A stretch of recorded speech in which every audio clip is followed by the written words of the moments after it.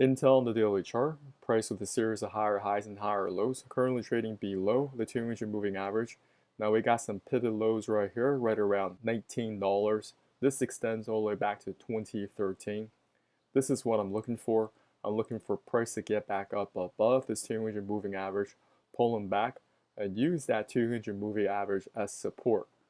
Now, there's been a lot of negative news regarding Intel. You can see, looking at the fundamentals, they had that decreasing top line revenue. They are making a lot of investments in R&D right here. 2024, over 16 billion in R&D. They're losing money. In a business like this, you don't really know what's going to happen in the future. Maybe there will be some breakthrough research regarding AI, and this thing will start to climb. Right now, we're in the game of buying low, selling high, right? So you're looking for opportunities that could provide the low.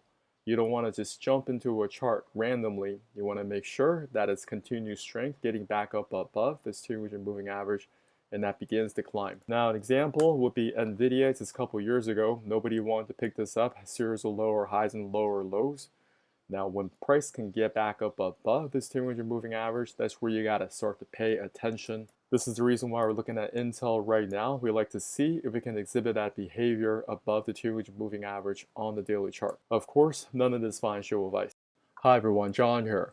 I recently put together a PDF on Fibonacci trading. You guys can check out the link in the descriptions below. I'll put it in the comments.